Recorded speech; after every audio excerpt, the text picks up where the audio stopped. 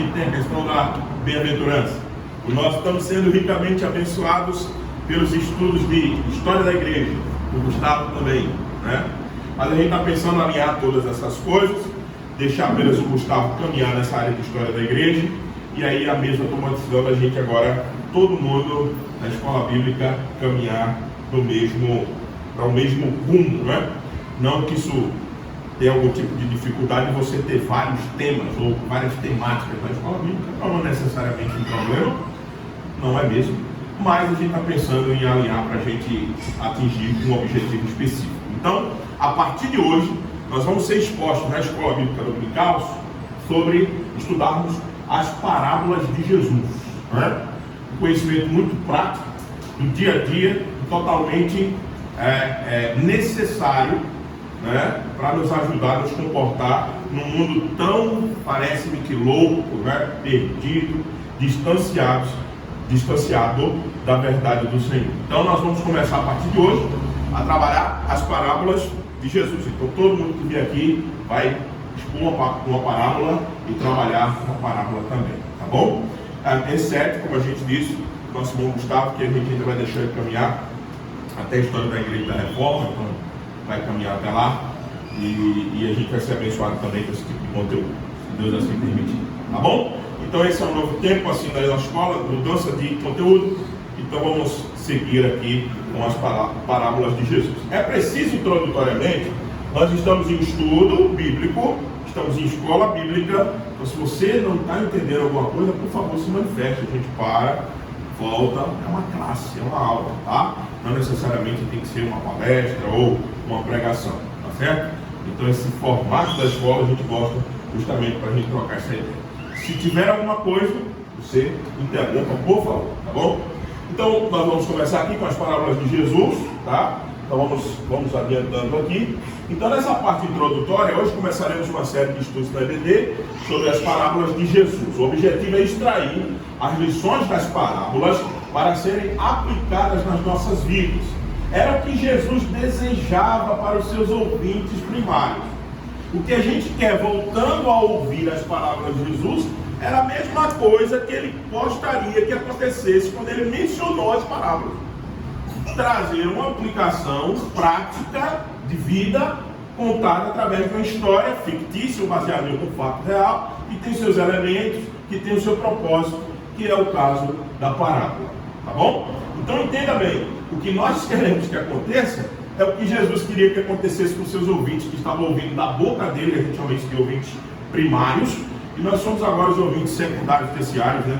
Nós somos bem distantes da fonte primária, mas queremos ouvir as mesmas lições que Jesus falou aos seus discípulos, e certamente vai nos ajudar no dia de hoje, porque a sua verdade sempre é eterna e atual, tá bom? Então vamos lá, partindo disso, vamos então às parábolas. Deixa eu só explicar a palavra parábola, parábole.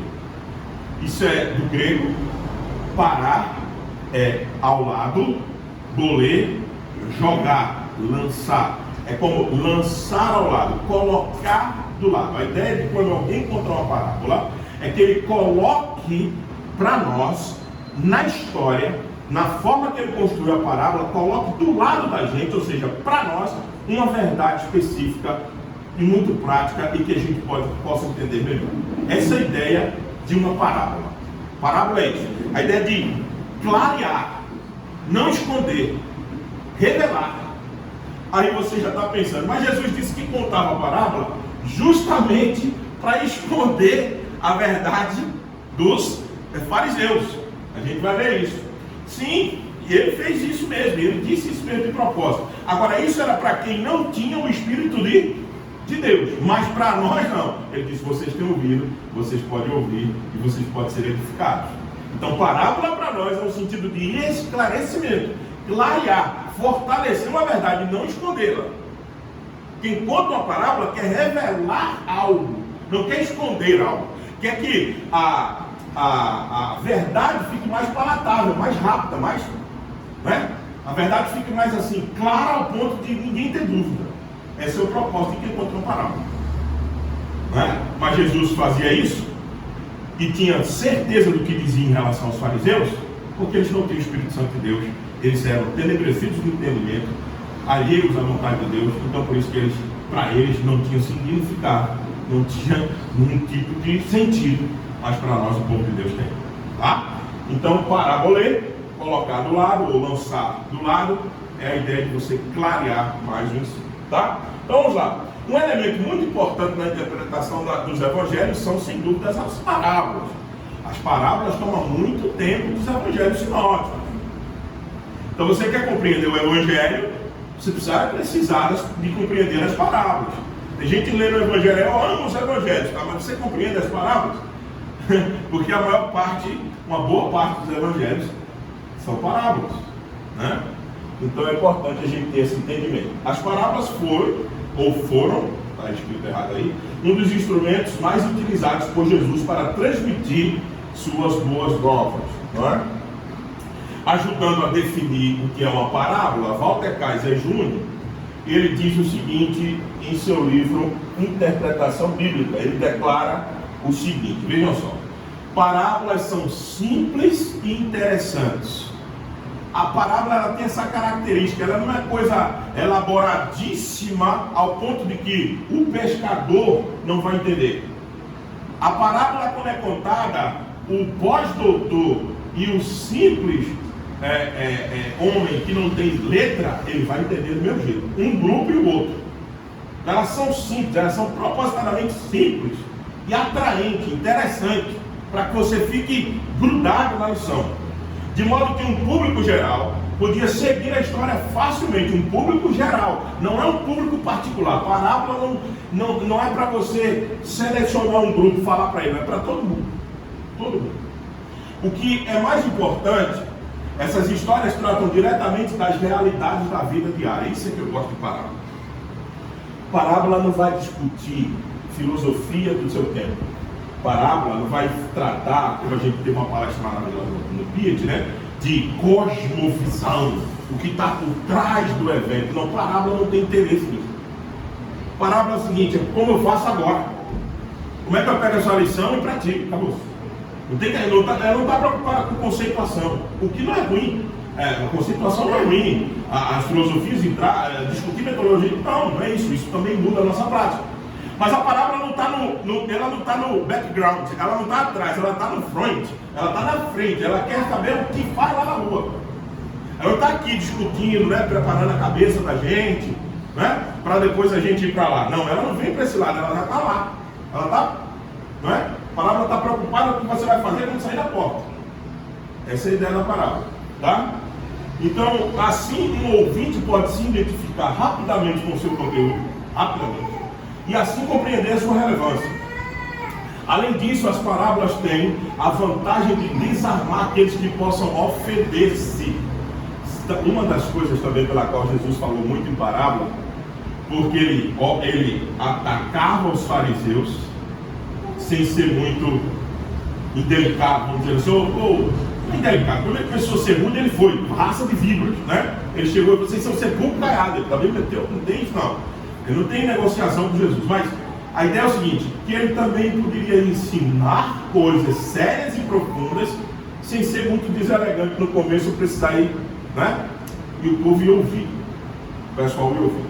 Então ele desarma, visto que o ouvinte frequentemente tem que esperar, porque é o seguinte, o cara pode até estar se identificando, né?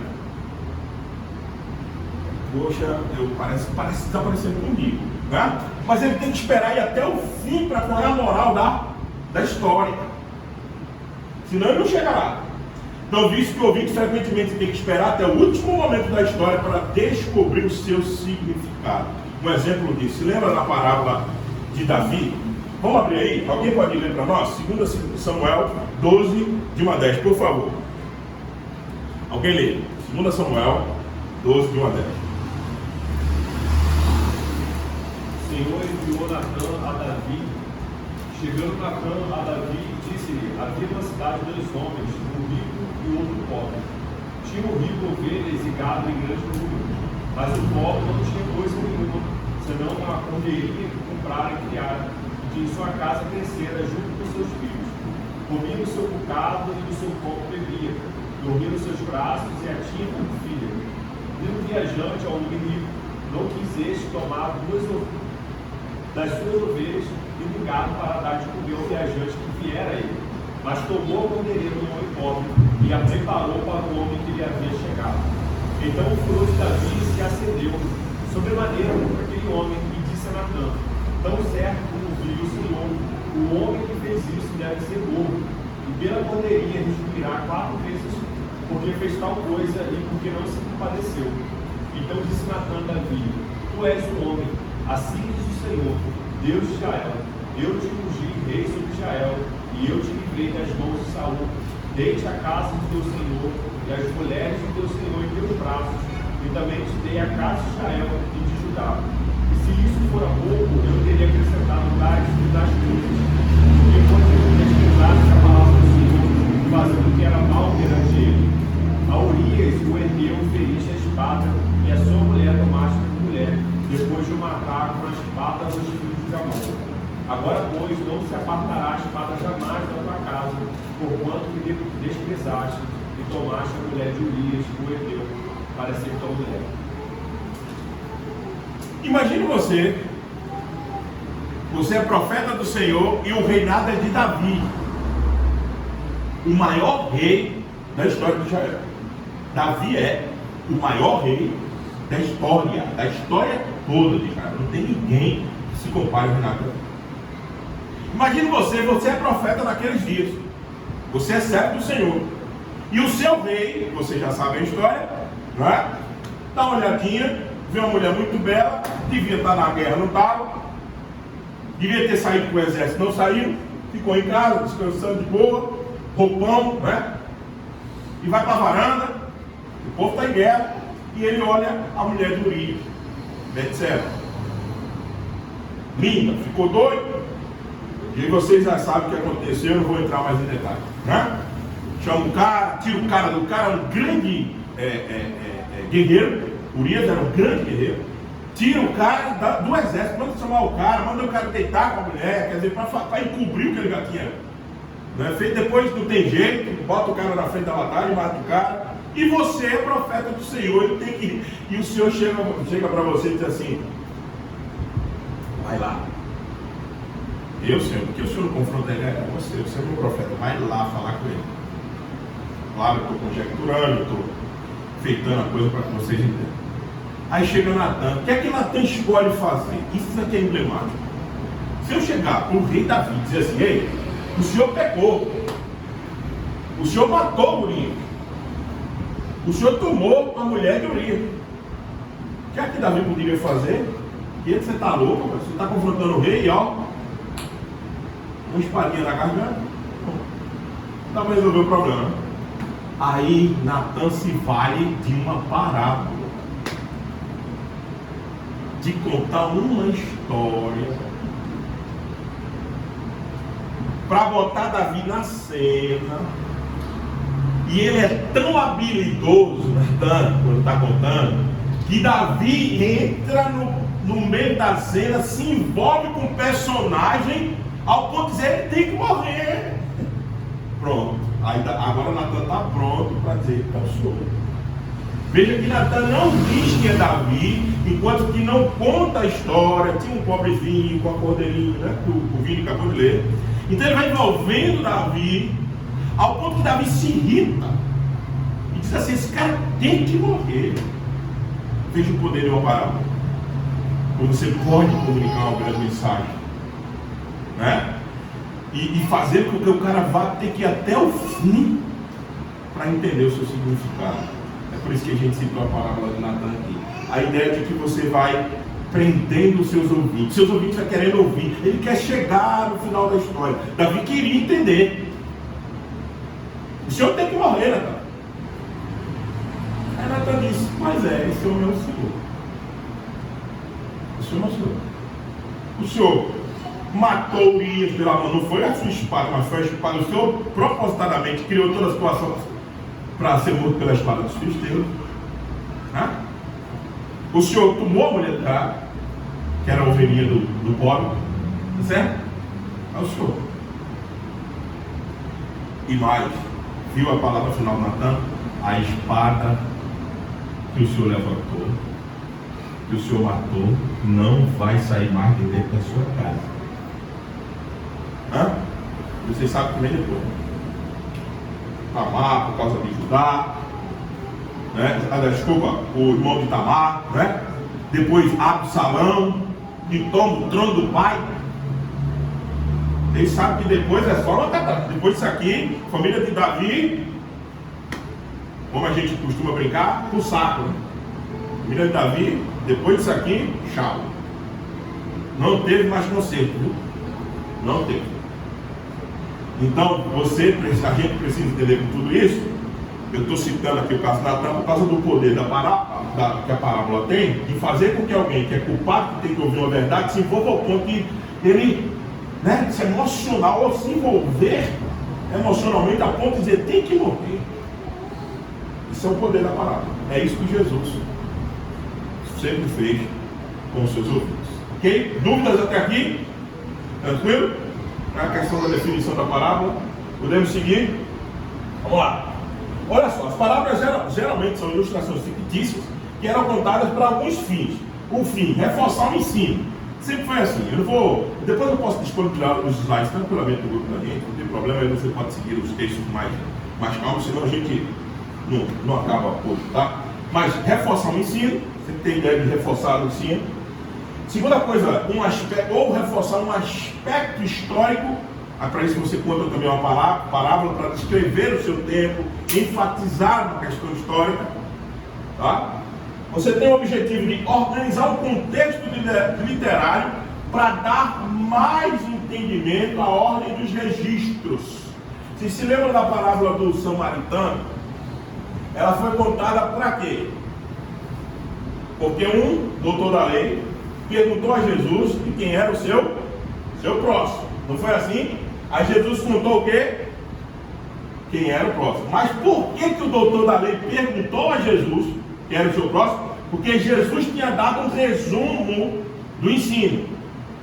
O resumo da lei do Senhor: amar ao teu Deus, todo o teu coração e teu entendimento, e semelhante modo, amarás ao próximo como a ti mesmo. Aí o camarada está ouvindo aquilo, quer catucar ou cutucar, né? Aí fala assim: mas quem é o próximo então? Jesus vai contar a parábola de quem? Do samaritano. O que é que vem na sequência do texto? Quem se lembra? Lucas 10. A sequência é a história de Marta e Maria. A parábola está ali para organizar a ideia inicial. Parábola do bom samaritano para explicar amar a Deus sobre todas. Desculpa. Amar ao próximo como a ti mesmo. E a história de Maria e Marta para explicar amar a Deus sobre todas. A parábola está servindo para organizar o registro. Entendeu? Então essa é a ideia. A parábola do bom samaritano ensina a amar ao próximo como a ti mesmo. Marta e Maria, Jesus disse: não, cara. Ela não vai ser tirada disso aqui não. Isso aqui é a primeira coisa. Isso é o primordial. Está aos pés do Senhor mesmo. Isso aqui vai ser tirado dela. A senhora continue cuidando aí. Se a senhora quiser fazer mais isso aqui. Isso é o principal aqui. Buscar a Deus. Amar ao seu Deus. Teu Deus sobre todas as coisas. Juízo dos fariseus. Esse era o propósito mesmo. Aí quando eu coloquei aqui juízo dos fariseus, eu estou querendo que você pense assim: juízo contra todos aqueles que se opõem a Deus, tá? Então você pode fazer essa leitura. A parábola também é contada para juízo. Jesus diz isso. Veja, Mateus, abra aí sua Bíblia, porque você já vai ficar aí nesse contexto mesmo, porque a gente vai agora para a primeira parábola de hoje. Eu tenho que fazer essa introdução, porque nós estamos começando o estudo de parábola, né? Então tem que definir parábola, entendeu? Da característica, mas depois, agora a gente vai começar a parábola do semeador, né? Então vamos lá, Mateus capítulo 13, o verso é qual? 10 a 17? Por favor, alguém lê, por gentileza. Então se aproximaram os discípulos e lhe perguntaram: por que lhes falas por parábola? Ao que respondeu: porque a vós outros é dado conhecer os mistérios mistério do reino dos céus, mas àqueles não lhes é isso concedido. Pronto, um minuto só. Gabriel, vamos à leitura de Gabriel aos poucos. O que foi que eu disse a vocês? Que parábola para o povo de Deus, que foi concedido a ele o espírito de entendimento, é bênção. Mas para quem não foi, para quem é contrário a Deus, não é condenação, é juízo. Então continue, Gabriel. Gabriel, por favor. Pois ao que tem se lhe dará, e terá em abundância, mas ao que não tem, até o que tem lhe será tirado. Por isso lhes falo por parábolas, porque vendo não veem, e ouvindo não ouvem nem entendem. Vocês entenderam por que ele está falando assim? Ele está dizendo, ele está explicando. Foi perguntado a Jesus: por que o senhor está falando por parábola? A gente não está entendendo, a gente sabe assim. O senhor vinha numa trajetória discursiva, explicativa, sermão do monte, lembra-se? Um grande sermão, com proposições, com explicações, com orações propositais, com ensino, né? Conteúdo, substância. Aí depois Jesus muda. Começa Jesus a falar com parábola. Eu disse, peraí, a gente estava acostumado com o modo do Senhor falar. Agora o Senhor vem para outro, a gente não está entendendo isso não. Aí Jesus disse o motivo.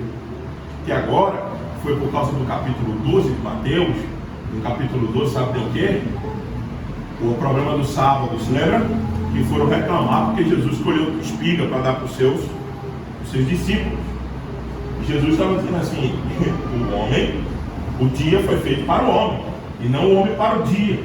Jesus estava dizendo que a necessidade de alimentar-se naquele dia é uma obra de necessidade, de misericórdia, como diz a nossa confissão. Então eles tinham que fazer, eles tinham que colher e comer.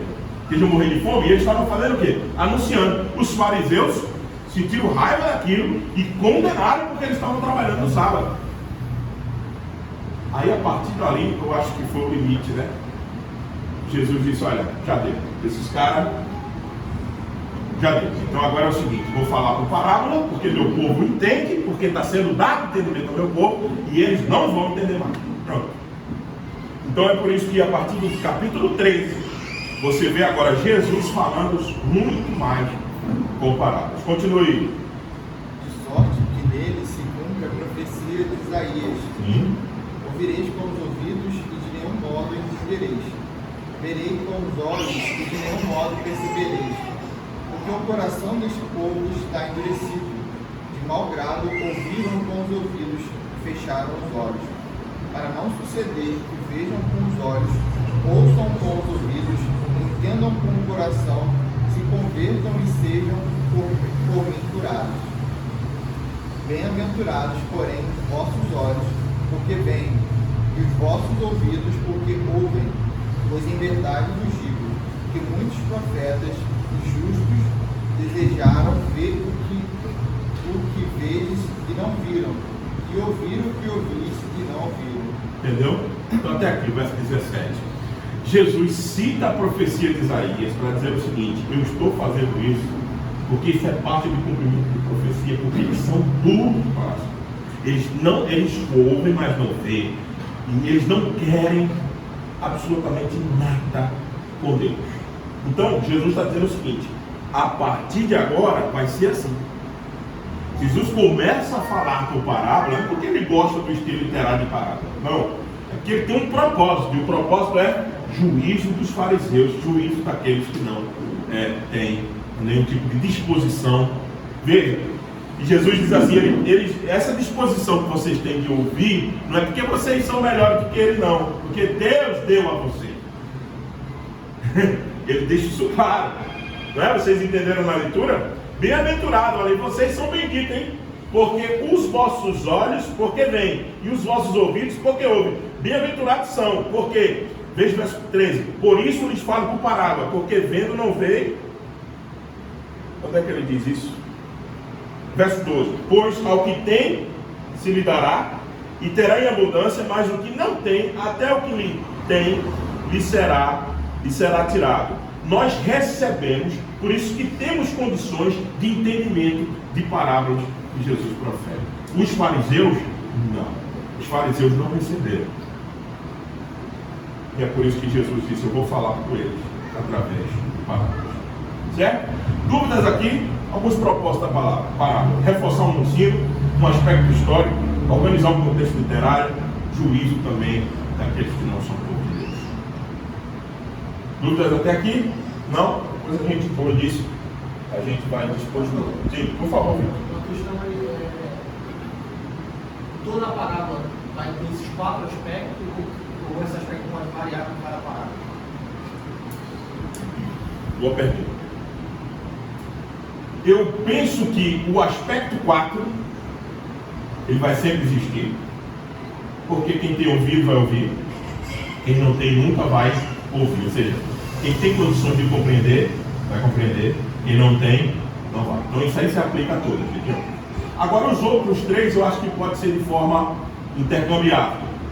Uma hora é para reforçar o ensino, outra hora é para lembrar um aspecto histórico, outra hora é para organizar um contexto. Por exemplo, nem toda hora a parábola organiza um contexto, não. Tem hora que ela parece bagunçar. Aí você vai ter que agora entender porque, por exemplo, por que Lucas 15 tem 3 parábolas em sequência? Se você pensar como vem desenvolvendo a narrativa, esse ponto 3 não se aplica naquelas 3 parábolas. Agora, o ponto 1, de lá em Lucas 15, reforçar o ensino, é absolutamente visto, porque a parábola da dracma perdida, da ovelha perdida e do filho pródigo, elas foram dadas em conjunto para reforçar um grande ensino que Deus vai buscar e salvar o que se havia perdido. Certo?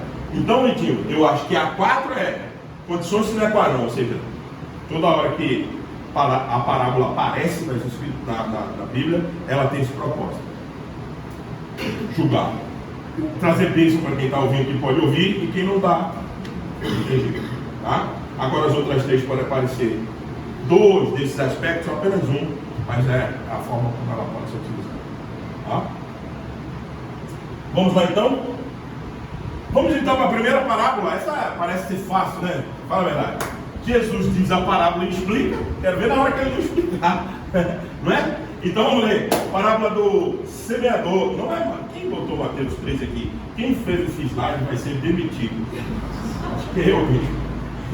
Então, não pode. Está Mateus 10 de novo? Não é 10 de novo não. Por favor. Vamos então, verso 1. Mateus 13, verso 1. Aí está a parábola, né, gente? Aí está a parábola. Olha, essa parábola é contada onde? Mateus. Aí na sua Bíblia aí tem a referência, tem Marcos 4 e Lucas 8. Mateus 13, Marcos 4 e Lucas 8. Os evangelhos sinóticos, né? Esse evangelho que é para ver junto. Sinótico, a ideia de ver tudo junto. Tá bom? Então, essa parábola é contada nos 3 evangelhos. Alguém pode ler a parábola para nós? Por favor, gente. Naquele mesmo dia, saindo Jesus de casa, assentou-se à beira-mar, e grandes multidões se reuniram perto dele, de modo que entrou num barco e se assentou, e toda a multidão estava em pé na praia. De muitas coisas lhes falou por parábolas, dizia: eis que o semeador saiu a semear, e ao semear uma parte caiu à beira do caminho, e vindo as aves a comeu. Outra parte caiu em solo rochoso, onde a terra era podre, e logo nasceu, visto não ser profunda a terra. Saindo, porém, o sol a queimou, e porque não tinha raiz, secou-se. Outra caiu entre os espinhos cresceram e a sufocaram. Outra, enfim, caiu em boa terra e deu fruto, a 100, a 60 e a 30 por um. Quem tem ouvidos para ouvir, ouça. Amém. Quem tem ouvidos para ouvir, Jesus diz isso, né, no final, né? Inaugurando a primeira parábola dele, ele diz assim: alguém vai entender e alguém não vai entender. Quem tem ouvido vai ouvir, quem não tem não vai ouvir. Veja que isso aí já é juízo para os fariseus, obviamente aqui, mas para aqueles que não têm o Espírito Santo de Deus como o grande ajudador, não é? Ok? Agora, dá um salto aí, Gustavo, por favor, e vai para o verso 18, porque essa parábola já veio com explicação. Nem toda parábola é assim não, ele não vai se acostumando com essa vida fácil não, né? De entender parábola, né? Jesus nem toda explicou. Né, tem, por exemplo, aquelas 3 que eu citei que a gente vai ter que encarar, das 3 lá, não vem com explicação nenhuma não. Agora essa veio, que bom. Então vamos ouvir a explicação do mestre. A partir do verso 18. Atendei vós, pois, a parábola do semeador. A todos os que ouvem a palavra do reino e não a compreendem, vem o maligno e arrebata o que lhes foi semeado no coração. Este é o que foi semeado à beira do caminho. O que foi semeado em solo rochoso, esse é o que ouve a palavra e a recebe logo com alegria. Mas não tem raiz em si mesmo, sendo antes de pouca duração. Ele chegando à angústia ou à perseguição por causa da palavra, logo se escandaliza. O que foi semeado entre os espinhos é o que ouve a palavra. Porém, os cuidados do mundo e a fascinação das riquezas sufocam a palavra e fica infrutífero. Mas o que foi semeado em boa terra é o que ouve a palavra e a compreende. Este frutifica e produz a 100, a 60 e a 30 por um. Gente, eu vou partir do pressuposto que vocês conhecem bem essa parábola, né? Assim, pelo menos a citação dela, que o Gustavo leu, e a explicação, tá? Então, partindo desse pressuposto que vocês têm familiaridade com essa parábola, eu queria ouvir de vocês, de alguns de vocês, quais são as lições, o que a gente pode destacar de ponto central, quais são as lições dessa parábola para nós, o que a gente pode aplicar, né? Vamos construir isso juntos. Claro, eu tenho meus slides, está prontinho aqui, a sequência eu vou mostrar para vocês, mas eu queria ouvir isso de vocês, nesse sentido, para eu entender o que vocês entendem da parábola do semeador, muito batida, tem música sobre isso, tem, né, literatura, né? Outra coisa, hein? Esses temas da escola bíblica que eu conversava com os meninos, tem literatura fato, né? Tem livros, a gente pode indicar que a gente está seguindo, né? A gente vai seguir aqui como roteiro apenas, não como assim a base principal, o livro do John MacArthur Jr., As Parábolas de Jesus, pela editora Thomas Nelson. Precinho baratinho de Kindle. Você pode ir lá no Kindle e comprar. Tá. Viu o preço de ontem, né? 21? 24. Não, eu vi que tem naquele programa do alimento. Ah, não, você falou do ano. Ok. Mas eu comprei essa semana, acho que por 22 foi que a gente falou. Então, o precinho acessível, você pode acessar. Tem as parábolas de Jesus do Kistemark, ele está, como é que fala? Extinção, né? Ele está, como é extinção? Esgotado. Extinção animal, não é livro. Extinção animal, esgotado, poxa. Seria bom essa música. Não, seria muito bom se muitos livros entrassem em extinção, mas eles voltam sempre a serem reproduzidos. Fazer o quê? Mas esgotado, mas você pode conseguir aí tem os selos da vida, tanto virtual, enfim, outras coisas mais, e vários outros livros que eu não vou aqui conseguir citar todos. Você pode procurar sempre pelas editoras confessionais, Fiel, Editora Cristã, né?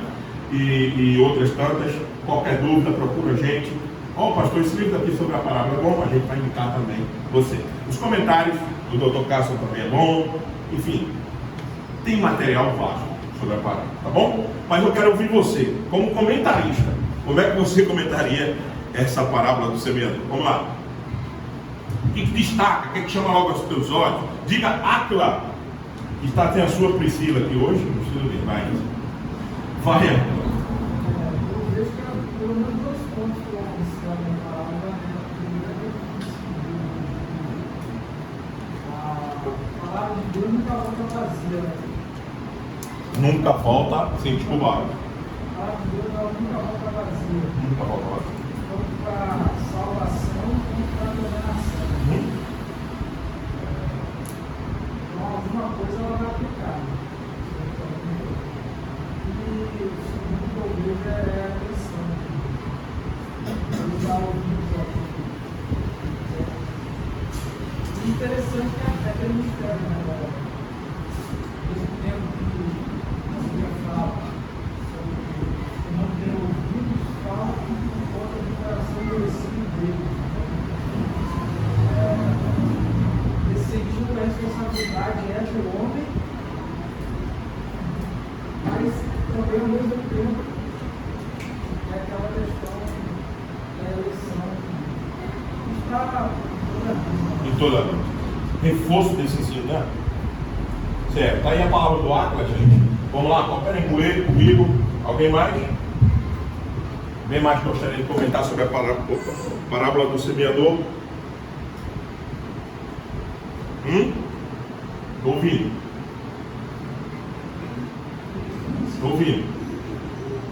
Pastor, Sim, fala lá, Vitor. complementando, né, o que o Marco falou, acho que também um ensino interessante é a respeito da conversão aparente, né? No sentido de que alguns recebem o Evangelho com alegria e aparentemente, né, genuíno. Eles ficam entre nós durante o tempo, mas o Senhor fala que ao decorrer do tempo que vai experimentar e vai demonstrar se realmente essa conversão foi genuína ou não, com os frutos, né? Então, isso complementa o que Pedro ensina na sua epístola, que o cristão, ele é por meio da provação e do sofrimento, ele é aprimorado, experimentado e a sua fé é fortalecida. E Jesus vai trabalhar justamente isso, né? Nessa parábola, no sentido de que quando vem o sofrimento, a aflição, por não ter raízes, né? Ou seja, por não ter sido genuíno, isso ele é tirado facilmente, né? Cai facilmente pela ausência de raízes dessa genuinidade, né? Então eu acho interessante porque envolve essa questão dos eleitos, né? A questão daqueles que realmente são, onde a semente vem, produz frutos, né? A 100, a 60 e a 30 por 1. E a questão também dos não, onde a semente, a terra é fértil, né? E esse meio termo, né? Onde germinou alguma coisa ali, mas não criou raiz e na diversidade ela foi tomada. Perfeito, olha lá. Ele está construindo aqui, juntando diácono, juntando ministro. Esse aspecto que o Vinícius traz é muito importante. Conversões insinceras, que é tema também das Escrituras, tema do Velho Testamento, falsas conversões. Os profetas batiam muito nisso, principalmente contra Israel, né? Jesus aqui está trazendo uma parábola, um ensino muito profundo, que vai haver conversões insinceras, que é aquele que recebe, tem pouca raiz, e o tempo, né, Vini? O aspecto que o Vini trouxe é muito importante. O tempo sempre irá. O tempo sempre vai mostrar quem é quem. Calma lá, não se preocupe. Ah, mas eu não estou entendendo essa pessoa. Deixa o tempo. Até para você mesmo. Algumas convicções suas, né? Precisa de tempo. Então, o aspecto do tempo é muito importante nessa fala do vídeo, porque ela mostra que a conversão é sincera, com o tempo ela vai se mostrar. Não tem jeito. Não tem jeito. Muito bom. O que mais? Como é que a gente pode falar aqui, inicialmente, comentar sobre essa parábola? Conversão sincera, a pregação não volta vazia, um aspecto muito interessante da fala do Áquila, né? Vai produzir alguma coisa. Não é? Produzir alguma coisa. Conversões sinceras, o que mais? Ninguém quer se ajudar aí? Fala aí, gente. A perseverança dos santos, né? É o que o Cristo falou. Você tem aí a confirmação disso. Por causa do aspecto da frutificação, né? E da continuação, dando fruto do tempo, vai dizendo, vai mostrando os santos, né? A perseverança dos santos. O que mais, gente? Não, obrigado, mas se tiver alguma coisa mais a crescer, a gente vai. Diga, Vitor. Acho que uma coisa também interessante, logo no começo da parábola, né? Sim. Pode não estar ligado, vai resultar nisso que os irmãos falaram, mas a missão, por exemplo, também da igreja, que começa com Cristo, da igreja de sair a semear. Exatamente, Vitinho. Boa. Porque se a gente pega ali a história, né, a narrativa, e corta isso, não tem nenhum eleito. Exato. Nenhum eleito vai conseguir Qual é a terra que vai dar fruto se ninguém lançou a semente? Então a missão começa com sair a semear. Perfeito. Essa é a ideia, uma das ideias principais da parábola. Temos que sair para semear. Temos que lançar a semente. Não adianta ficar só entre quatro paredes, né? Recebendo, engordando espiritualmente e não trabalhando para que essa semente seja lançada. Esse é um aspecto muito importante também. Alguém mais, gente? Diga, Gabriel, por favor, filho. Esse essa última parte que ele fala sobre Sim, a terra que dá o fruto, né? sim. Isso a gente pode fazer uma analogia com o nosso coração, né? Coração. A gente olha que o coração do regenerado, ele recebeu um novo coração, né? Ele recebeu um coração capaz de receber aquela palavra. É a mesma coisa do solo, né? Esse solo que é fértil, ele precisou ser trabalhado ali para poder receber a semente, né? Então acho que o coração também tem essa analogia. Essa analogia com o coração. A gente só consegue receber a palavra de Deus se O coração estiver pronto. exatamente. Né? Muito bom, Gabriel. Isso também está lá. Deixa eu caminhar aqui, porque à medida que eu caminho, vocês vão lembrando de coisas, a gente vai trabalhando os outros aqui. Vamos lá. O ponto crucial, segundo MacArthur, Júnior, dessa parábola, tem a ver com o solo. Você não chegará à essência dessa parábola sem compreender que o solo é uma imagem que o Gabriel disse, de coração humano. Isso aí, galera, você acabou de dizer, não foi? Então, o solo é identificado nessa parábola com o coração humano, porque a semente é lançada, Jesus explicou que é a palavra. Não esquece, a gente está falando disso tudo aqui, mas não esquece das explicações de Jesus. Veja o verso 19. A todos os que ouvem a palavra do reino e não a compreendem, vem o maligno e arrebata o que lhes foi semeado aonde? No coração. Então o coração o solo nessa parábola é o coração. Jesus é que explicou isso para nós. Não foi ninguém que disse. Ele disse a parábola, ele trouxe explicação. Por isso que eu disse, é fácil. Por exemplo, se não tivesse a palavra de Jesus, o que o Gabriel disse, que coincidiu com uma carta que já estava batendo, você poderia afirmar? Com certeza? Com segurança? Não, você podia fazer uma conjectura que só ali é coração, mas podia ser mente. E aí? Para depois chegar ao copo? Mas Jesus disse. Então por isso que eu digo, esse apêndice de Jesus salva a gente para interpretar a parábola. Essa explicação, ele está dizendo, olha, o solo é o coração. O solo é o coração. E ele está falando de quantos tipos de solo aqui? 4. Então, o cerne central. O que o Vitinho falou de sair e pregar é importante, está subentendido dentro da parábola. Agora, o que ele quer querer mostrar para nós é o coração, é o solo. Como é que são os corações? Beleza? Então vamos lá. Vemos novamente que a mensagem que Jesus está ensinando nada tem a ver com a habilidade do semeador. Porque veja, Vitinho, o semeador sai a semear e lançar a semente. Ele não está dizendo como é que ele fez, se foi na época de chuva, se foi quando o sol estava quente ou quando o sol estava frio. Ele não mostra. A parábola não quer saber da habilidade do semeador. E outra coisa, a parábola não mostra nenhuma diversidade na semente. A semente parece ser a mesma. O semeador sai a semear a semente, então ele bota no solo, no outro. Então veja, o semeador não tem destaque, assim, muito destaque, está lá, e a mensagem que o Victor disse da questão da pregação do Evangelho é verdade.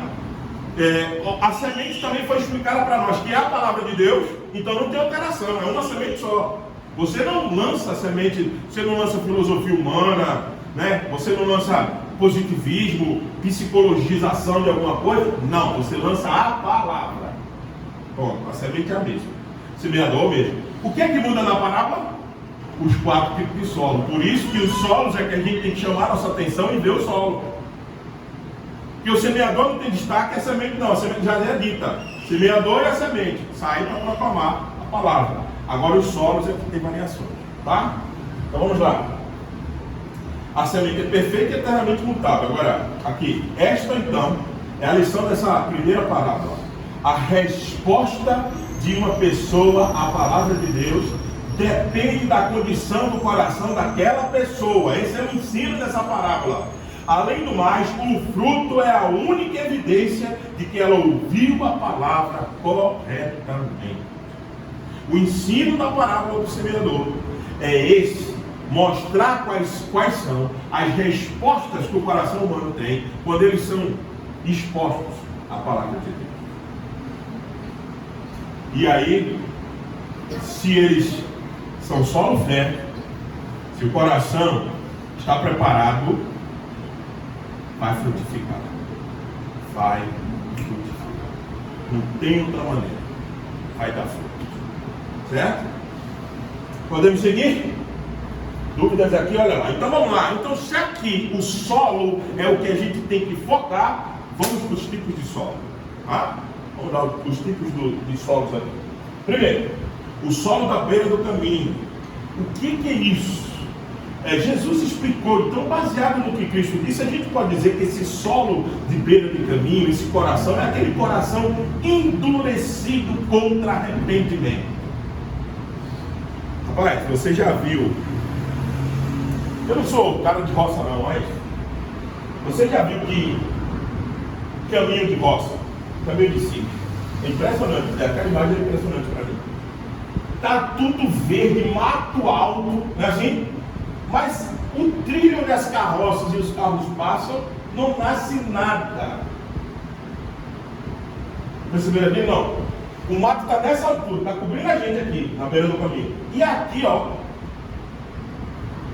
não nasce nada. É isso que Jesus está vendo aqui. É o que? É chão batido. Pisado. Duro. Você canta alguma coisa, pode jogar 10 sementes ali, não nasce nada. É isso que Jesus está dizendo, é aquele coração duro, tenebrecido, não tem arrependimento para ele. Não adianta, você fala, bate e ele não responde. Está simplesmente amordaçado, mortificado, é duro.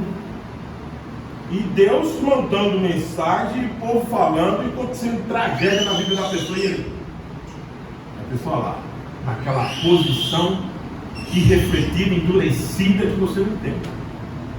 Jesus está dizendo, é essa semente que cai. Aí vem os pássaros, come por quê? Porque ela nem penetra. Esse, né, Vini? Não é aquele que o Vini estava se referindo, que ainda tem um pouquinho de penetração. Isso aí não tem. A semente não vinga. Não tem jeito. Você está avançando lá e não tem nenhum, né? Não cresce nenhuma florzinha para dar uma esperança. Não, já é logo, já está claro logo que isso aí não vai. Diga. Essa palavra é uma palavra do joio do Cristo. Do joio do Cristo. O joio ele fica E cresce. Mas o trilho dele se curva. Dura servir, né? Dá também a questão da dura servir, que se inclinar, eles não se inclinam. Exatamente, também. Então veja só, Atos 7:51, vamos dar uma olhadinha para esse texto aí, por favor. Alguém que achou pode ler para nós? Atos 7:51, quem achou pode ler?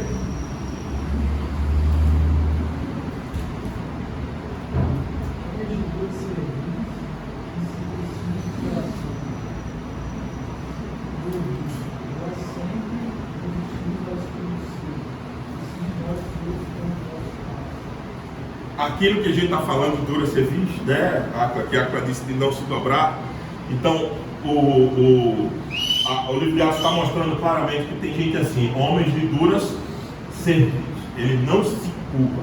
Ele está morrendo, é cheio de orgulho, está precisando, mas fica, sabe? Determinado a não receber ajuda, determinado a não querer nada, fazer a maneira dele. Esse é um coração difícil demais, perigosíssimo, porque ele está endurecido para qualquer arrependimento. Aí é perigoso.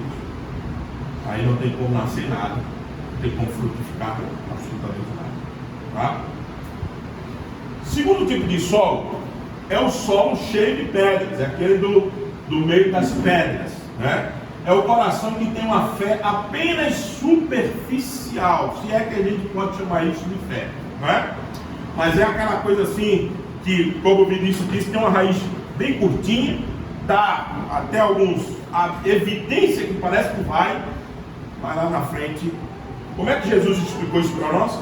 Vamos voltar lá em 13.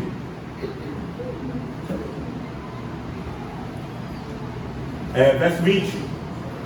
Verso 20 diz assim: o que foi semeado em solo rochoso, esse é o que ouve a palavra e a recebe logo com alegria, mas não tem raiz em si mesmo, sendo antes de pouca duração. Pastor, como é que o senhor está se referindo tanto tempo? Quem disse foi Jesus.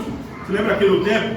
Eu falei muito do tempo. O tempo vai mostrar. Por quê? Porque essas pessoas que têm um coração como cheio de pedras, pessoas que vão aparentar algum tipo de semelhança com a gente, mas é com pouca duração. E eles chegando à angústia ou à perseguição, como citou o texto de Pedro Vinícius. Você lembra que Vinícius citou o texto de Pedro? Quando chega a angústia, quando chega a perseguição. Para nós é confirmação, para eles, destruição. Para nós, as perseguições, as lutas, fortalecem a nossa fé. Por isso que Tiago diz: tende por motivo de toda alegria, passaste por várias provações, porque amadureça a tua fé e tal. Isso é para nós. Para esses do solo pedregoso, que a raiz fica bem curtinha, porque a pedra não deixa a raiz, né, se firmar, esse é curta duração. Rapidamente você vai ver que eles estão fora. Eles não conseguem. Quando chega a primeira pancada, eles vão embora. Quando chega a primeira crise, eles somem do meio da igreja. Quando chega a primeira grande crise séria, eles abandonam tudo. Eles se escandalizam. Eles se escandalizam ao ponto de dizer: isso aqui não é para mim. Já percebeu, gente? Sim ou não? Não é?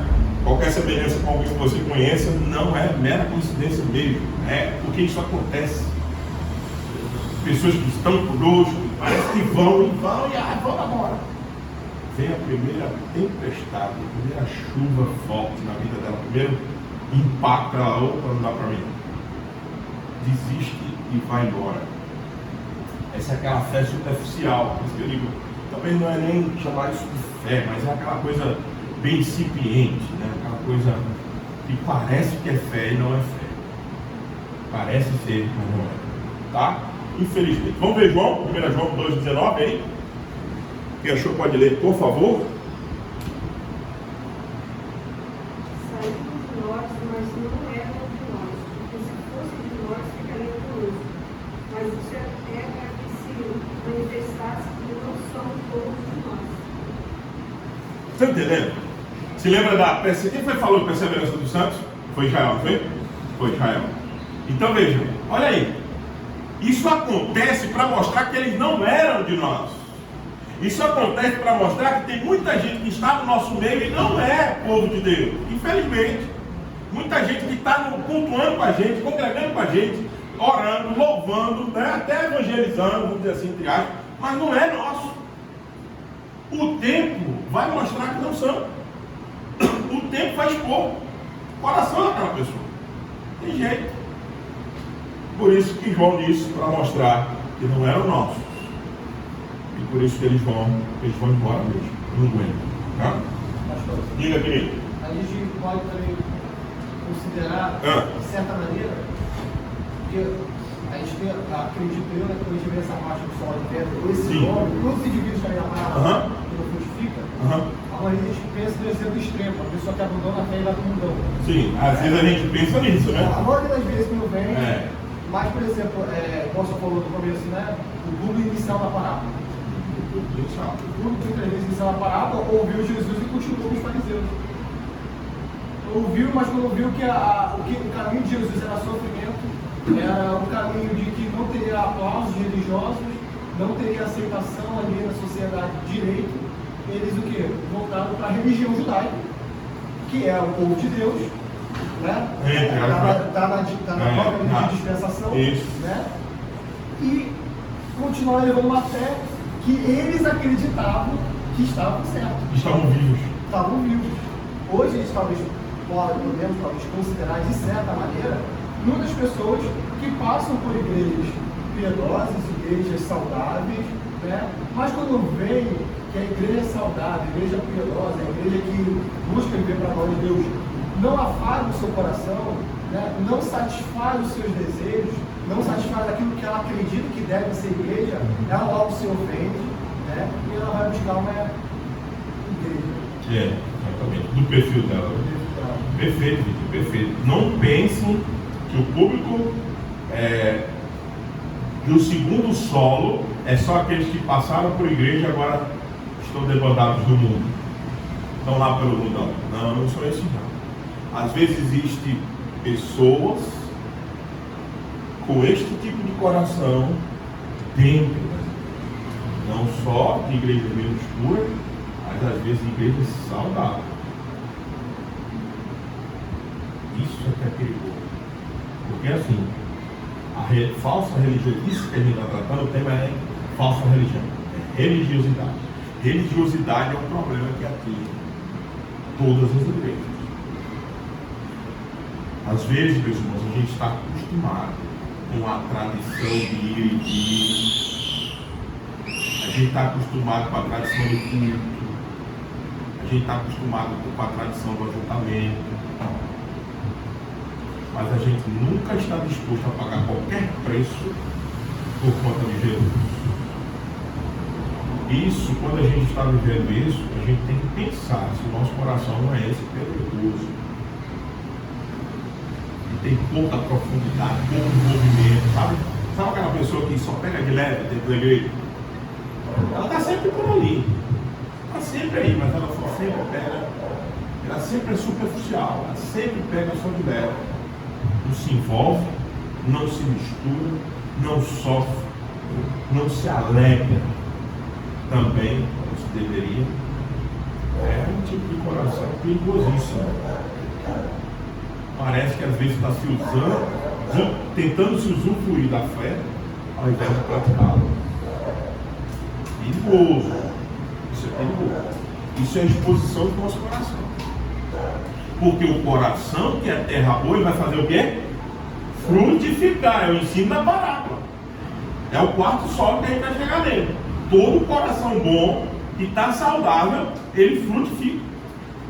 Todo coração que está com condição saudável diante de Deus, como disse o Gabriel, preparado, ele vai frutificar. Não tem outro destino para ele. Não há outra finalidade. E por que tem gente dentro da gente, do nosso meio, que nunca a gente vê os frutos como a gente gostaria de ver? Não sei. Talvez incentivo, treinamento, pode ser. Talvez chegar mais junto dessa pessoa, animá-la. Talvez compreendê-la melhor, porque às vezes a gente faz maus julgamentos, né? A gente não entende o que ela está fazendo lá fora, a gente só acha que ela tem que fazer para dentro, e a gente não está vendo o que ela está fazendo para fora também, né? Então tem tudo isso, a gente tem que ter cuidado para não chegar e logo taxar, né? Mas é preciso entender que há um sério risco de termos pessoas dentro da igreja assim, com esse tipo de coração que fica sempre na superficialidade. Certo, gente? Então vamos avançar um pouquinho. Terceiro solo é o solo cheio de ervas daninhas. Coração fascinado e preocupado com as questões deste mundo. É aquele coração assim, ó. Ele está aqui. Está envolvido, aparentemente, mas o objetivo final dele não é a glória de Deus. O objetivo final dele não é a expansão da igreja. O objetivo final é a prosperidade nesse mundo. Alcançar boas carreiras, né? Que não tem pecado nenhum nisso. A gente está falando quando o coração está nisso. Se você tem um coração em Deus, serve ao Senhor, está vivendo aí, pensando na glória de Deus, e tem servido ao Senhor, e consequentemente algumas coisas da tua vida vai indo muito bem, e você tem prosperado, isso não quer dizer que você está no coração nessas coisas, isso quer dizer o contrário, que isso é bênção. Isso é o fruto que Deus tem dado na tua vida. É diferente. Mas eu estou dizendo não, aquelas pessoas que estão aqui, que convivem com a gente, estão por aqui, tá? Mas elas estão sufocadas, o coração dela não vê a glória de Deus, não vê a expansão do reino, não está preocupada de ver as nações sendo evangelizadas, ela está preocupada exclusivamente de crescer na vida, atingir carreiras, conquistar os seus sonhos de consumo, viajar o mundo inteiro. Hoje, essas coisas não são ruins em si mesmo, por favor, me entenda. E, gente, qual é o problema de ter o desejo de ter um bom conforto para a família, viajar o mundo inteiro? Não é esse o problema. A gente está falando quando está sufocando. Jesus explicou que eles estão ansiosos por essas coisas. Eles só vivem pensando nisso. Eles só querem isso. Aí esse é um coração que vai ser sufocado a ponto de não poder frutificar por ele. Então vamos ver como Jesus falou desse coração em Mateus 3, né? Ele explicou, né? Ele falou assim, ó: o que foi semeado entre os espinhos, verso 22, é o que ouve a palavra, porém os cuidados do mundo e a fascinação das riquezas sufocam a palavra e ela fica infrutífera. As riquezas, as paixões desse mundo. O cara está ansioso porque ele tem que ter aquela meta. Está ansioso porque ele tem que comprar um carro esse ano. Está ansioso porque ele tem que comprar uma casa de todo jeito.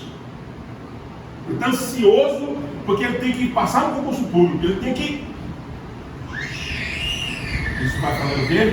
Sufocando a palavra que está sendo anunciada, né? E esse coração fica infrutífero e essa vida não frutifica. Porque eles estão muito mais preocupados com este mundo do que o com o vindouro. Pensa, nós não vamos ficar aqui. Eu tenho um vídeo disso lá em Gaçabá recentemente, que nós estamos vivendo uma igreja, muitas vezes, uma igreja que ama a terra, uma igreja terrena, que quer tudo que aconteça aqui. Não estão esperando ou querendo, desejando que o céu venha. Eu acho que vai ter gente, quando Jesus romper, segundo diz que todo olho verá a palavra de Deus, ele vai dizer: não, tá vendo? Aí eu acho que é ele. Não, mas não era para agora, não, Senhor. Mas só amanhã que eu tinha que resolver o problema hoje. De tão terreno, de tão materialista que tem se tornado a nossa, não. As igrejas, estou dizendo de modo geral, de projetos, quando pensar na ideia do Senhor rompendo os céus, você diz: ai, quer ver que é ele?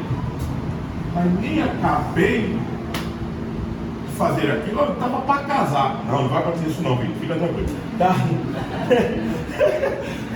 Estava para casar, Senhor bem. Vai, fica tranquilo. Vai ser do tempo dele. E amém. Se ele vir também, ele melhor. Isso aí. Você entendeu, Vini? Tá indo, coitado. Não, entendeu? O cara tá para casar, meu. Aí Jesus vai romper a letra. Oh, meu Deus, não, agora não. Pois é. Mas infinitamente melhor estar com o Senhor, e a gente sabe disso, pelo que a gente vê desse precioso ensino dele. Já pensou Jesus falando isso para nós, né? Que maravilha. Então, assim, cuidado, meus irmãos. Olha, essa é uma tendência que a gente tem. A gente gosta muito da terra, muito da terra. A gente devia gostar de novos céus e nova terra, mas a gente está muito grudado nisso aqui. A gente está cheio de projetos para isso aqui. A gente está doido que a coisa aconteça aqui. Se acontecer, amém. Se não, amém também. Maranata. Agora vem, Senhor Jesus. Venha, Pai. Venha. É infinitamente melhor estar com o Senhor. Cheio de projetos, eu cancelo tudo. Para mim, como diz o apóstolo Paulo, considero tudo depois de Cristo como lixo, como refúgio. Diz o apóstolo Paulo: para mim, o viver é Cristo. O morrer é lucro grande, grandioso lucro. Tá?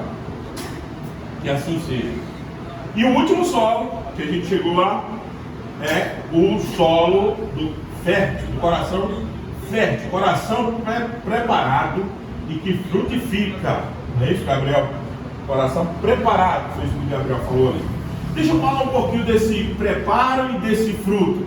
Que é uma coisa que vocês ventilaram aqui no começo. O fruto. O fruto aqui mencionado na parábola inclui, é claro, o fruto do Espírito, obviamente, todo o fruto com as suas características. Amor não é fruto do Espírito, é a característica do fruto. Alegria é a característica do fruto. Cuidado, você acha que, olha, tem lá, o fruto, o fruto não tem os frutos, está no plural isso aí? Não, Gálatas não está no plural. Se você abrir Gálatas 5, você vai ver que não está no plural, está no singular. O fruto. Então, o fruto é tudo isso junto: amor, alegria, paz, paciência, amabilidade, bondade, fidelidade, mansidão, domínio próprio. Isso é o fruto. Muito bem. O que mais?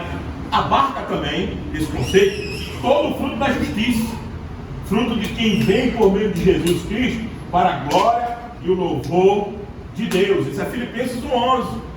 Fruto de justiça, fruto que vem por meio de Jesus Cristo. A vida justa, uma vida reta, uma vida moralmente correta, isso é fruto desse coração que recebeu a palavra. A consequência é que ele vai mostrar uma vida de retidão. Sem pecado? Não, porque estamos na presença do pecado, é óbvio. Mas ele tem uma moral, ele tem uma linha reta para se parecer com Cristo. Ele está andando para Cristo. Esse é um dos frutos. Um coração verdadeiramente fiel produzirá adoração naturalmente, fruto de lábios que confessam o seu nome. Hebreus 13:5 fala do fruto de lábios que confessam o seu nome, ou seja, além de todo aquele fruto, aquela característica do fruto do Espírito, além de viver uma vida de retidão, esse coração está preparado para viver adorando, exaltando, glorificando o nome de Deus.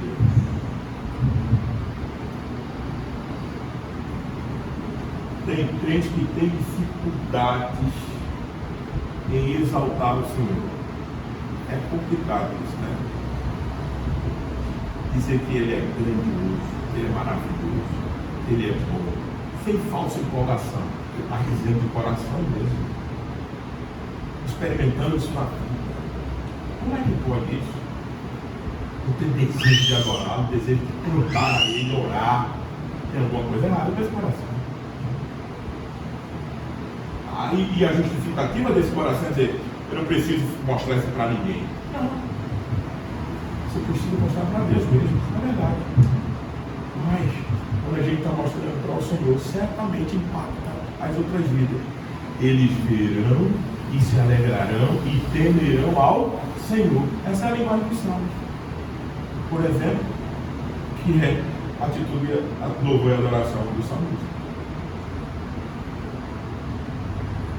Será que a gente não tem um prazer de louvar seus pronomes? Em todo lugar. E o apóstolo Paulo disse sobre as pessoas que ele levou a Cristo como sendo seu ministério, fruto também. Jesus tinha em mente todos esses exemplos de tipos de fruto quando disse que o bom solo representa pessoas que dão fruto com perseverança. A ideia do apóstolo Paulo em 1,13 é que os romanos e todas as outras igrejas que ele passou é fruto do seu ministério. Vocês são meu fruto, vocês são meu galardão. Ele disse isso em muitas cartas. Tessalonicenses, por exemplo. Vocês são frutos meus. Ou seja, será que você vai passar essa vida inteira cristã e ninguém vai dizer assim: eu vim eu estou aqui hoje por causa do testemunho da irmã Mara. Eu estou aqui hoje por causa do testemunho da Alexizinha. Será que a gente vai passar a vida inteira e ninguém vai dizer isso de nós? Claro, veja, eu estou falando uma linguagem aqui. Paulo também está falando uma linguagem humana. Lógico, quem fez o trabalho foi o Espírito Santo de Deus. A gente já sabe disso. Não precisa estar chovendo molhado aqui para você. Mas está dizendo assim, você ser um meio, você ser um instrumento de trazer pessoas para próximo de Cristo. Será que a gente não vai ouvir isso?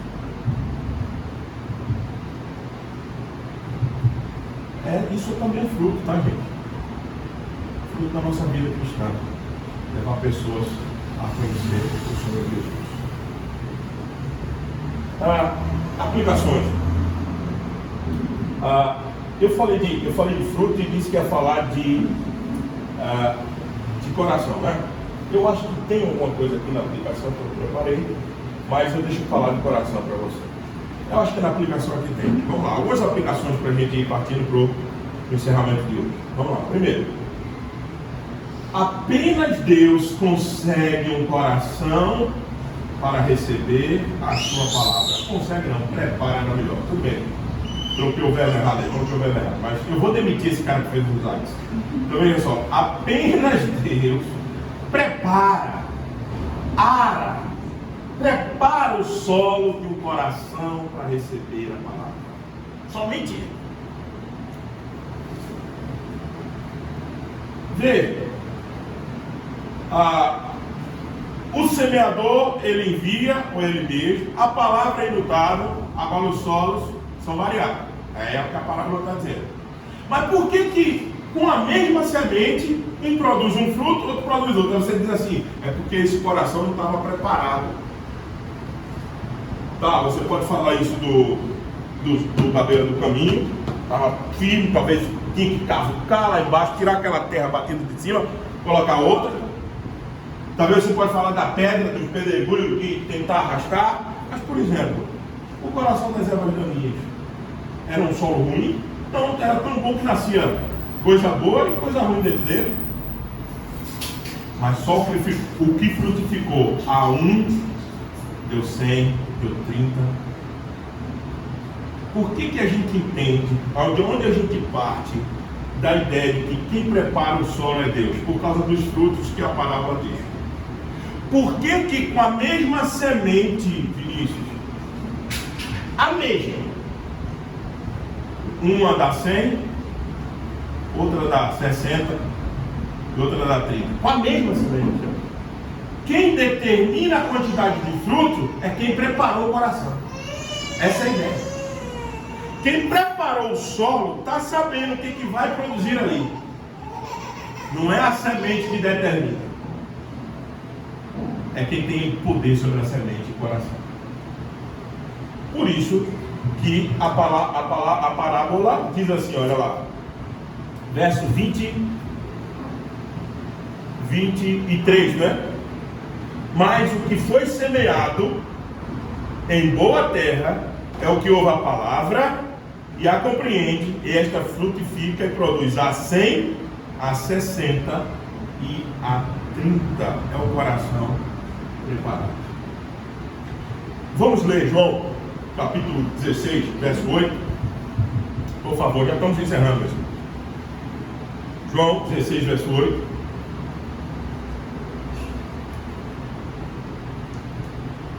Alguém leia, por favor. Quando ele vier, convencerá o mundo do pecado, e da justiça e do juízo. Quem convence o mundo do pecado? Ele. Ele quem? O Espírito Santo de Deus, que isso é João 16, capítulo do Espírito Santo. Ele convence do pecado, convence onde está a justiça para corrigir esse pecado, que é em Cristo Jesus, e convence que haverá um dia de prestação de contas do juízo. Se ele convence do pecado, se ele é quem faz o trabalho da justiça e do juízo, certamente é ele que prepara tanto o coração para receber, para que se livre da justiça e do juízo, como também quem produz os frutos de 100, de 60 e de 30. Esse mesmo Espírito é quem faz esse trabalho.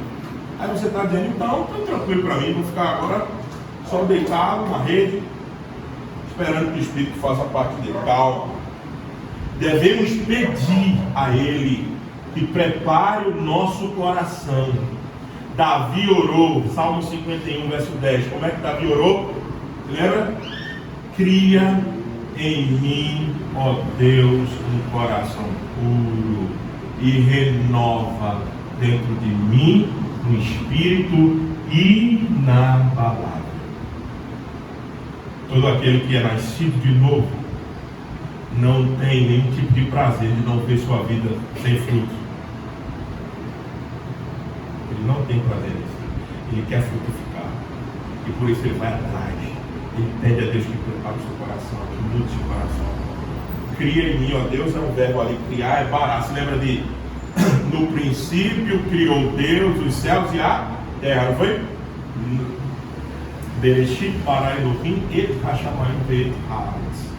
É o primeiro verso da Bíblia em hebraico. Então, Bereshit bara. Bara ali é o seguinte: quem pode criar bara? Somente Deus. Yatsá é outro verbo hebraico para criar, mas sabe para quem? Para nós homens. Então, o que criou os céus e a terra é o que criou Baralev, lá do texto do Salmo 51. É quem criou o coração de Davi. É quem Davi está pedindo para criar, mas Davi não está pedindo para criar de qualquer maneira. Está pedindo para criar igual que ele fez os céus e a terra. Como somente ele faz. Como somente ele pode fazer. Então 51:10 é a nossa oração. Tem que ser a nossa oração. Crie, Senhor, mas crie de um jeito que eu não posso criar, que ninguém pode criar, somente eu posso criar. Como o Senhor tem poder para fazer céu e terra, então faça um coração diferente de mim. Crie em mim, ó Deus. É essa a expressão que Davi está dizendo. E lute. Eu e você temos que lutar contra o endurecimento do nosso coração, a falta da nossa fé e contra os prazeres deste mundo. Se você quer ter o quarto solo, você não pode cair nos 3 anteriores. Essa é a minha ideia. Se você quer ter o quarto solo do seu coração como aquele quarto solo, você não pode ter um coração endurecido que não se arrepende, porque será o da beira do caminho. Você não pode ter uma fé pequena, uma falta de fé, uma entrega necessária ao Senhor, porque você será o do segundo caminho. E você não pode se entregar aos prazeres desse mundo, porque você estará entregue às ervas daninhas do terceiro caminho. Você luta contra os 3 caminhos, os 3 tipos de solo, para que você tenha um quarto solo. Essa é a nossa responsabilidade, mesmo sendo Ele quem cria em nós quarto solo, quarto tipo de coração. Como é que eu faço isso? Use os meios de graça. Use os meios de graça. Use a leitura constante e perspicaz das Escrituras. Use a vida de oração, intensifique, mude, treine jejum. Volte aos pés do Senhor. Não despreze a comunhão dos santos, no dia do Senhor, a escola bíblica, o culto de oração da semana. Não despreze. Não deixe de treinar a semeadura. Saia espalhando para quem você pode também a semente. Tudo isso faz com que a gente vá também condicionando o nosso coração. Claro, primeiro Deus, depois a gente condicionando para ser o quarto tipo de solo ou tipo de coração. Tá? Para fechar, seja um semeador, Vitinho, como você começou lá, da palavra, e deixe o resultado com o Senhor. Sempre existirá variações. O resultado do nosso empenho evangelístico não é com a gente. O semeador apenas tem a obrigação de lançar a palavra. Ele não conhece o coração e ele não pode dizer: eu quero tirar daqui 100, eu quero tirar daqui 60, eu quero tirar daqui 30. Não, é você que determina. Você pode tirar 1. E daí? Foi o Senhor que deu o resultado. Então não vá. Vamos todos nós à prática da semeadura. Essa palavra também nos incentiva a entender que quem faz a obra é o Senhor da maneira que Ele quiser, e Ele é que transforma o coração e também faz esse coração frutificar. A gente, nós, temos a responsabilidade de lançar a palavra, né? Sempre eu vejo algumas cenas. Israel já foi testemunhado aqui também pelo próprio Fernando. A gente viveu algumas cenas com Israel ontem, de novo, ao sair do Uber, aquela mini bíbliazinha, já chegou aí. Ah, mas isso aí não resolve. Tinha que ser um cara a cara, uma explicação. Deixa eu falar para você. O que ele entregou foi o quê? Palavra? Hã? Ele entregou algum testemunho dele? Alguma filosofia? Mini Bíblia, né? É o nome que tem? Ah, se Deus vai usar aquilo ou não, irmão, não é problema isso? Não é problema Deus. Aquilo é suficiente? Não, certamente não. O melhor, evangelização pessoal tete a tete, cara a cara, face to face. Beleza. Mas quando eu não tenho oportunidade, é um Uber de passagem que talvez eu nunca mais vejo na vida, certamente. Uma porção da palavra de Deus já é um ótimo começo. O que o Senhor vai fazer ali ou não, é outra coisa. Então, eu estou citando isso aqui para mostrar que é o nosso papel, semear. Semear. Semeie. Fale, ore, ofereça uma oração a alguém que está necessitado e aproveite o texto dele e deixe lá a semente. O que o dono da vinha vai fazer, o dono dos campos, o dono dos corações, aí o problema do mês. Amém, gente? Diga lá, Vitor, por favor. Interessante essa questão do. Nós não controlamos o fruto, né? A quantidade. Somos responsáveis no sentido de semear, né? A palavra do Senhor. É muito aquilo que o apóstolo Paulo falou aos Coríntios, né? Ele falou que ele plantou e Apolo regou, mas quem deu o crescimento foi o Senhor, né? Então ele está ressaltando a responsabilidade do trabalho. Isso. Né? Não é para ficar na passividade, isso. Na inércia, sem fazer nada. Contudo, ele planta e Apolo rega, mas se o Senhor não quiser que cresça, ou seja, se o solo não vier a frutificar porque ele assim quis, ele não preparou o solo, não vai crescer, né? Não vai crescer. Não vai crescer. Perfeito, meu. Raciocínio perfeito para concluir aqui. Lembra-se de 1 Coríntios capítulo 3, versos 6, 7, 8, creio eu, o texto que o Vinícius citou. Lembra-se? Apolo plantou, né? Paulo plantou, Apolo regou, e Deus é quem dá o crescimento, porque Paulo está combatendo aquela divisão, porque tem o time de Serra, né? Tinha o time do Pedrão, já tinha até padrão, tal, camisa assim, tipo aquela coisa feia do Vasco, ou não, o Vasco não é, porque o pastor Clamacim está aqui, eu me empolguei, desculpa os vascaínos, principalmente o Felipe completou ano ontem, aquela coisa bonita do Vasco, foi lá no São Januário. Então já tinha até o padrão do Pedrão, já tinha até a camiseta do Paulo, aí já estava até a bandeira feita, né? Aí Paulo chega e diz, acaba com tudo isso aí, você tão louco. Nós somos um time só. E um planta, outro colhe, outro rega e Deus dá o crescimento. E às vezes, o coitadinho do pastor, e eu espero que aconteça mesmo isso comigo, aqui dessa igreja. O primeiro pastor, estou sendo o primeiro pastor aqui, né? Quando chegar aqui há 20 anos, já tenha sido esquecido aquele cara que plantou aqui, e vocês estejam grandes, igreja aqui forte, né? Por quê? Porque o coitadinho do pastor, às vezes que plantou, ele, né, tirou o toco, aí o outro veio, já pegou a terra mais um pouquinho melhorada, aí fez o trabalho dele, foi embora também. Aí depois chega um cavalo daqui, bonitão, que não fez nada dessas coisas, mas vai colhendo o fruto, né? E pode avançar, e pode plantar outra, e assim vai embora.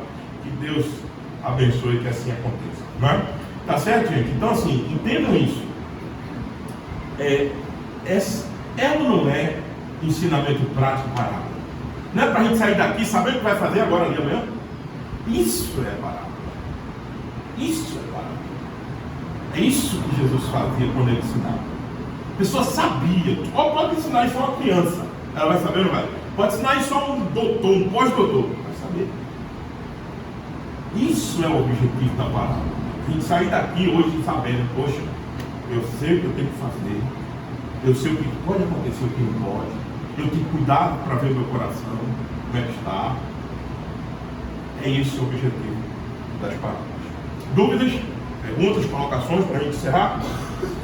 Diga, pastor Clamacim, por favor, querido. Só uma questão da cuidar da semente, acabou de acontecer, mas como eu vou fazer, o Vinícius Pouco, ele sai semeando. Qual o senhor outras palavras, ele diz, ele dá a cada um o dom com a sua capacidade. Com certeza. Então, cada um tem a capacidade de sair. Quando você vai produzir, sim, só corroborando com a do fruto, né? É ele que vai dar o crescimento. Para você ter ciência que o Senhor te chamou, te deu uma capacidade para que você desenvolva o meu reino. Isso. Cada um com a sua capacidade. Perfeito. Muito bom lembrar disso, pastor Clamacim está nos lembrando. Porque às vezes a gente usa essa desculpa esfarrapada. Eu não sei o que eu faço. Eu não sei o que eu faço. Eu não sei nem falar, pastor, com as pessoas. Mas você pode oferecer uma oração dentro daquilo que Deus te deu, uma palavra rápida, uma leitura, algum verso, ou não, entregar essa Bíblia e orar com a pessoa. Todo mundo tem condições aqui de fazer o mínimo. não precisa ser estudante de teologia. Aliás, eu vou te falar uma coisa. Os estudantes de teologia às vezes é vergonha nessa área. Né? Vou te falar uma coisa. Os engravatadinhos aí, e eu estou falando de mim mesmo também, às vezes são vergonha nessa área de proclamar o evangelho. Então, todos nós precisamos aprender isso. O pastor Cláudio se lembrou. A todo mundo foi dado a capacidade de lançar essa semente. A todos nós. A gente discutia a terminologia evangelização e missões. Talvez nem todos nós tenhamos chamado missionário. Uma coisa, agora, a obrigação de evangelização foi dada a todos. O chamado missionário envolve treinamento, aptidões específicas de alguns lugares, mas a evangelização aí é para todo mundo. Aí a responsabilidade é de todos nós. Então que o Senhor nos dê a condição de sair por aí espalhando a boa semente da palavra de Deus. Amém, meus irmãos?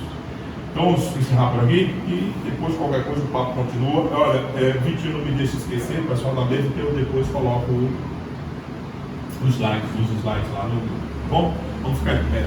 Vamos orar.